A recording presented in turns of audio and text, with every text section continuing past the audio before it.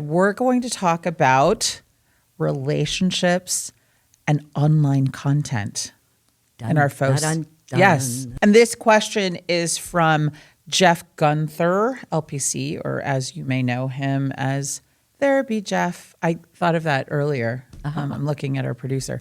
I thought if you wanted to use that jingle, Therapy Jeff. I don't know. Anyways. Good song. Yeah. Okay. So we're going to watch a video first. Hey, Dr. Julie and Ellen, it's Jeff, and here's my open-ended question.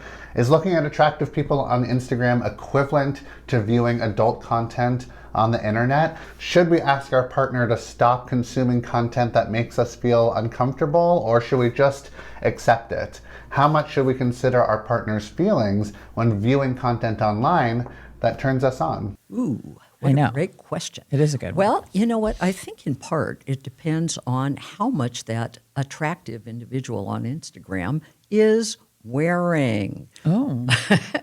So adult content, typically, eventually features some kind of nudity, some kind of pornography, etc. But here's the thing. The partner may feel very unattractive, like a lot of us do feel. And if they feel like they're being compared to a nice photoshopped image or somebody who actually naturally is gorgeous, they're going to feel really inferior and terrible. And they're going to worry that their partner finds that person on the internet more attractive than they are. And that'll make them feel awful about themselves and very insecure with the partner. So, it's not really a question, Ellen, of whether or not it fits into a certain category.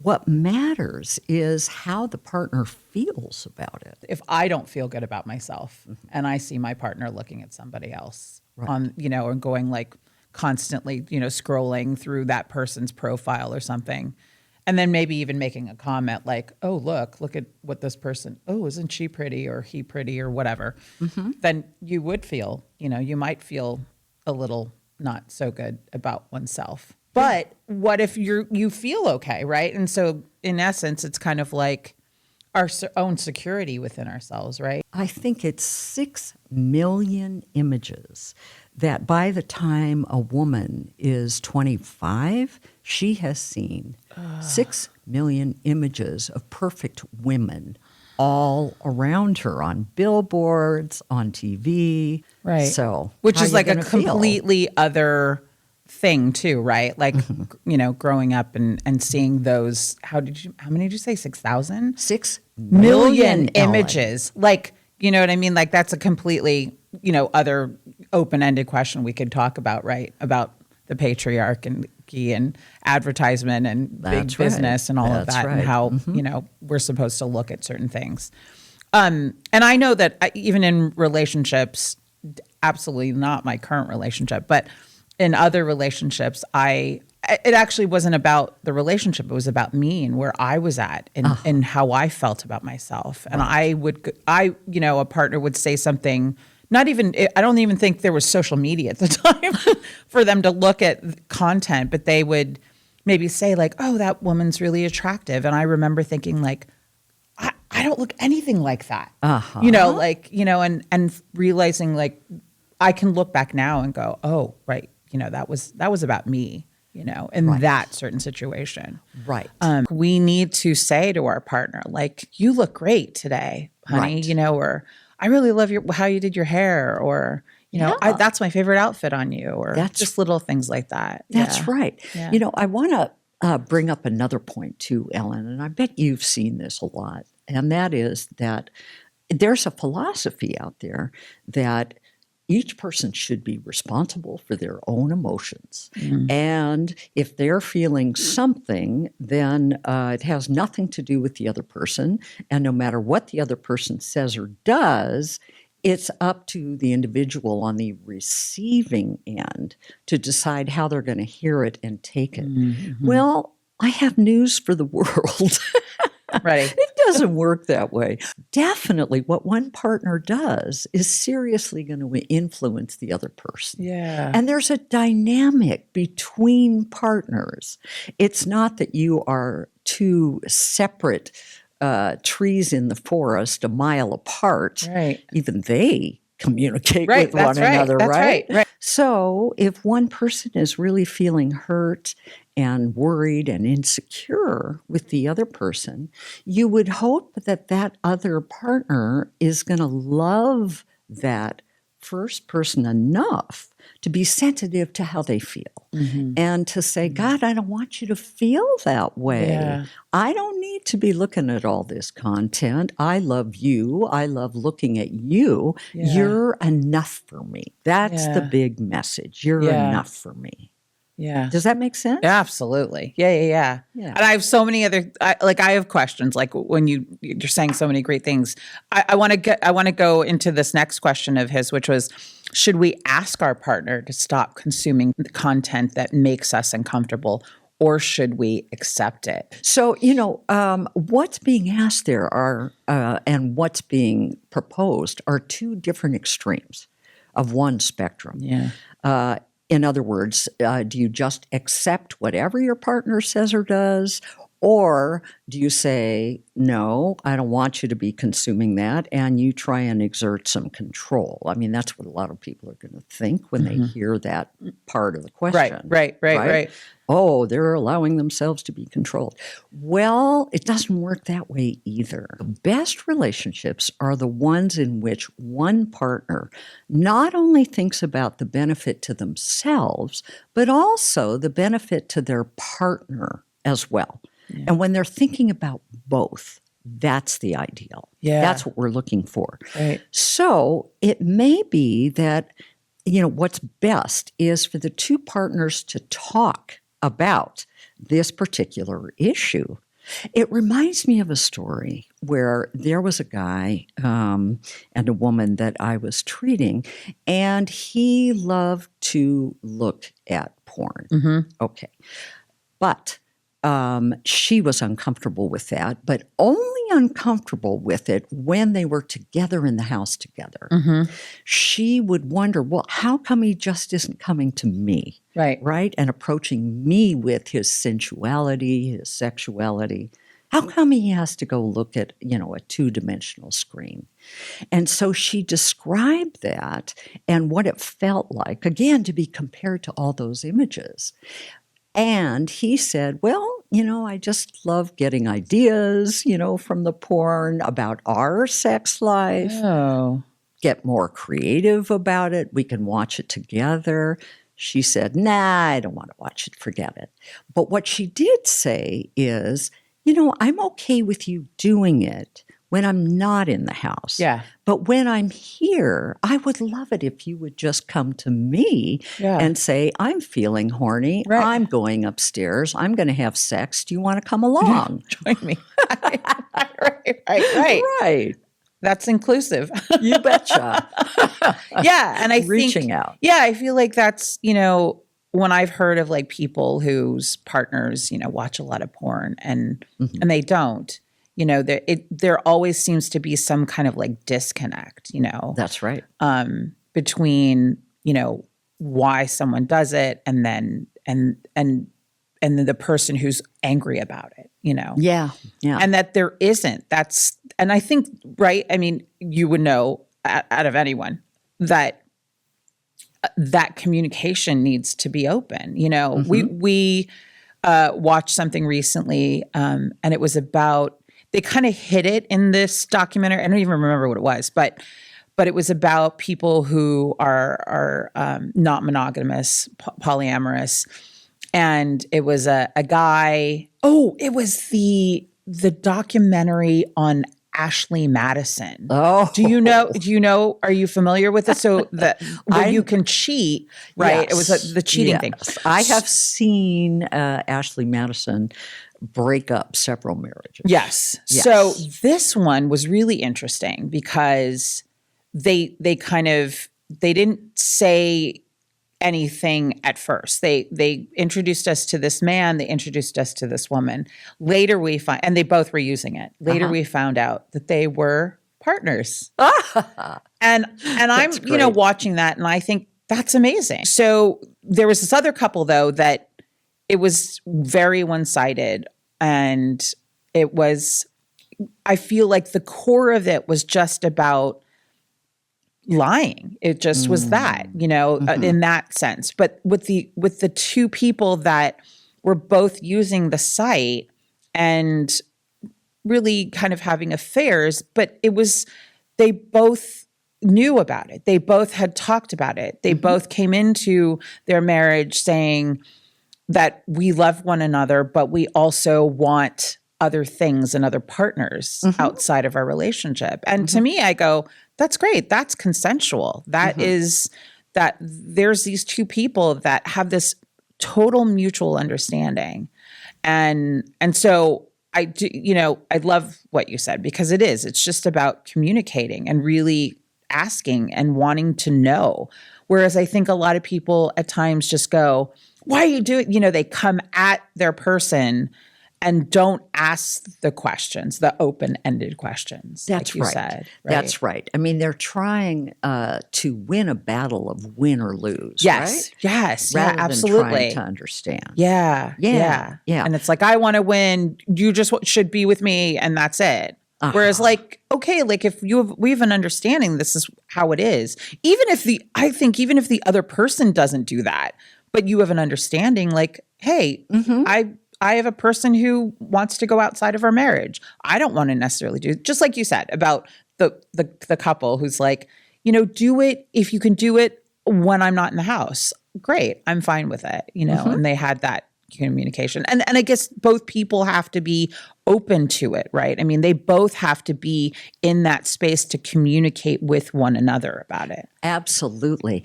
Ellen, you just touched on a super important point, and I'm so glad that you brought it up, which is that when one person is going outside the marriage and is lying about it, then that's a real affair. That's a real betrayal. Yeah. When it's done behind the other person's back.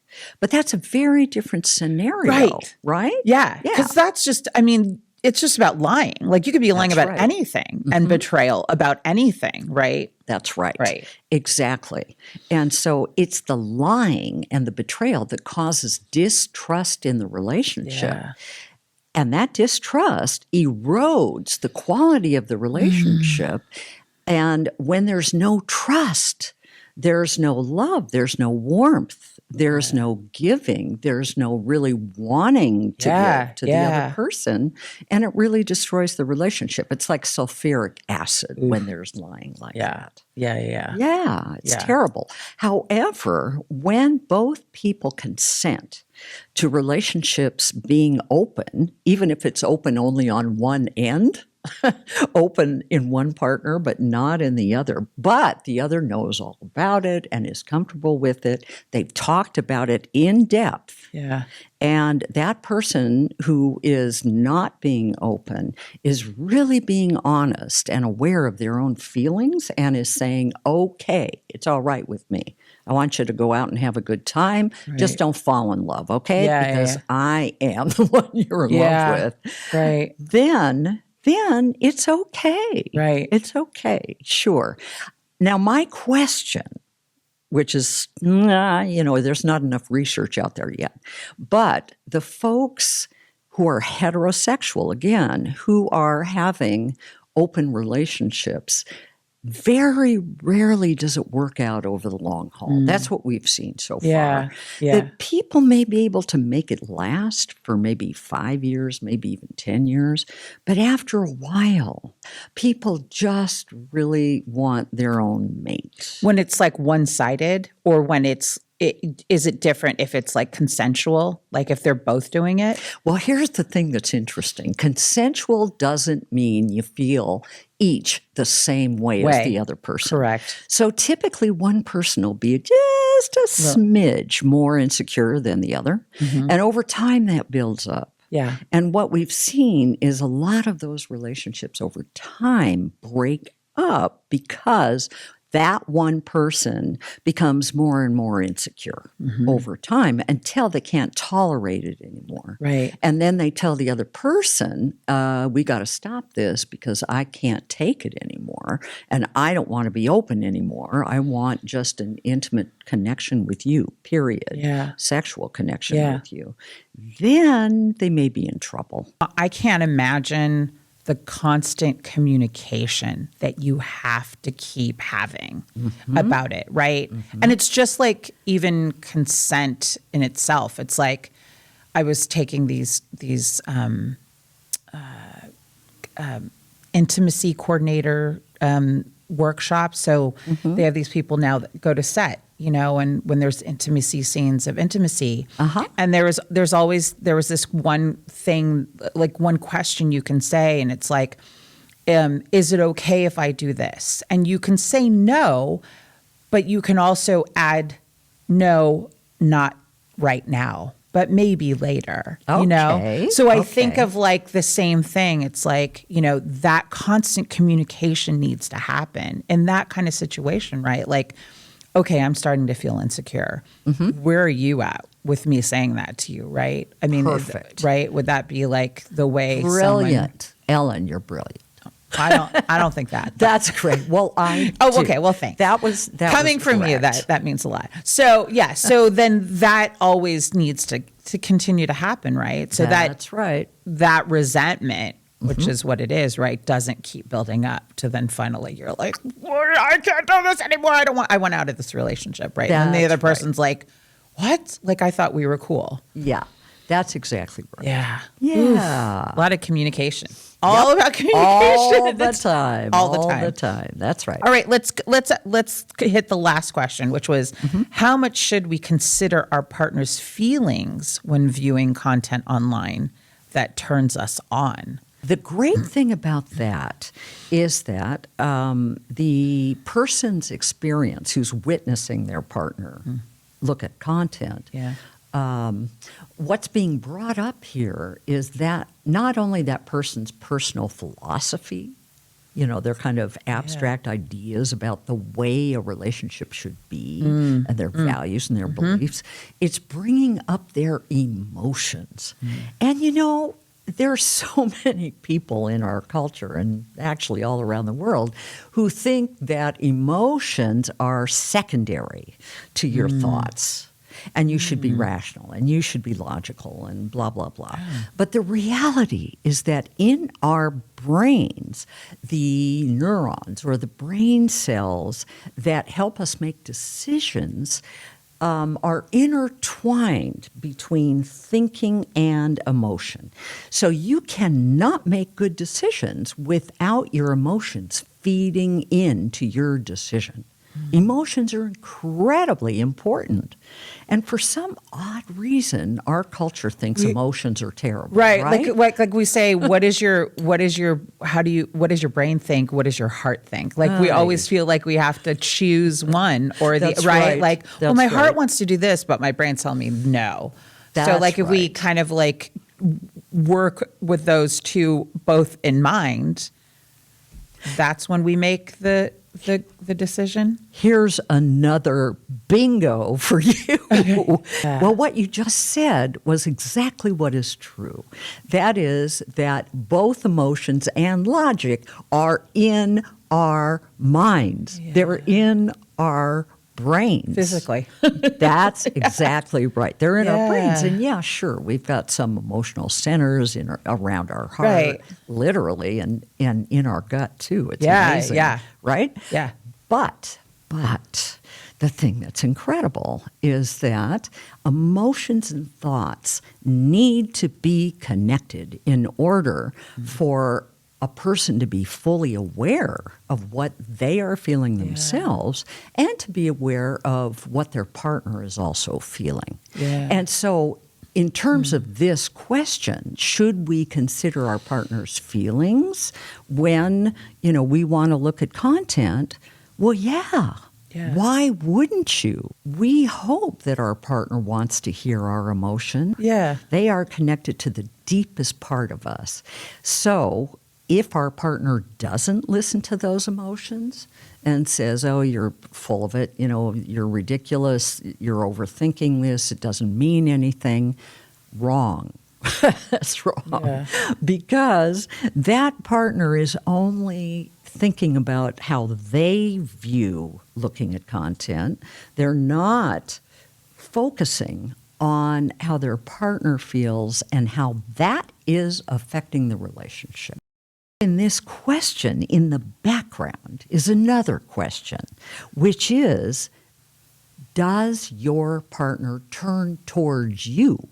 When you describe your emotional response to something like viewing content as negative feelings, making you feel insecure, does your partner turn towards you and say, I don't want you to feel that way, honey. I want you to feel really good and loved and know how attracted I am just to you. So this stuff is not as important to me. There's something that physically seems to happen when both people are like, oh, I know what we're doing, without even saying it almost, Right. So when both people are really hearing one another and turning towards one another in terms of really wanting to connect and respond and act in a loving and trusting way with their partner. Now, both people are doing that. That's the ideal. Yeah. That's what you really want to look for. But another good point you're bringing up is that you also have to be aware that in order to turn towards your partner, you're not entirely giving up the bones of your body, which make you who you are. Yeah. Right? So in our own methods of therapy, for example, and helping people have better connections, what we talk about is think of your position on an issue, like whether or not your partner should watch content, as broken into two parts. One part, the center of who you are, has to do with, okay, what can I not give up on? What would hurt me so deeply if I just said yes to this aspect of the position my partner wants me to take, that I really lose myself in the process. Yeah. That's not a good thing. Yeah.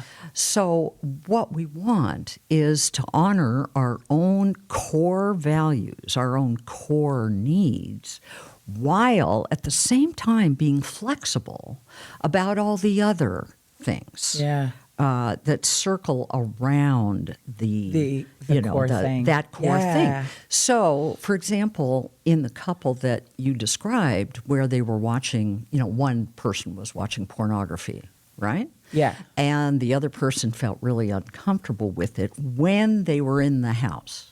Okay.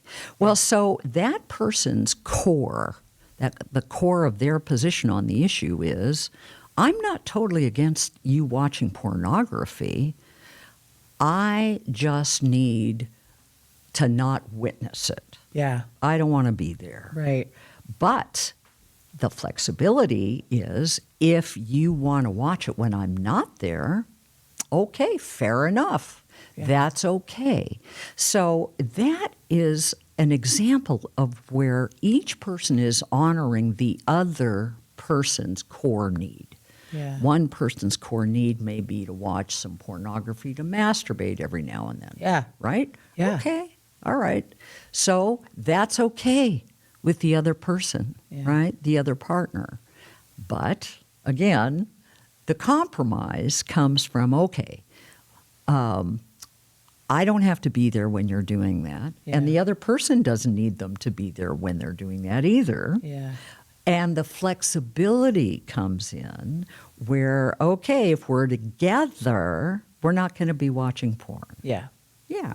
Okay. Yeah. So that's a compromise they both can live with, where they're each getting a core need honored and respected. And they can arrive at something that feels okay because it's more flexible and doesn't dishonor themselves nor dishonors the other person's core need. Yeah. That's what we're looking for. So good. Yeah. So good. Yeah. Yay. Hooray. I think we covered it and more, if you ask me. Of course. I hope we answered your questions there, B. Jeff. It's so great. This is really great and so important to talk about, because I do think that with so much, social media and all of, and I mean, we've had pornography for, however long, not even on 10,000 film. years. Right. Exactly. Right. But this is something, and That's so, right. That's and right. it's something that needs, that I know that lots of people have questions about. You bet. So it's great. Cool. What our next open-ended questions will be. But for now, brilliant Dr. Julie Gottman. And the brilliant Ellen. And we'll see you next time.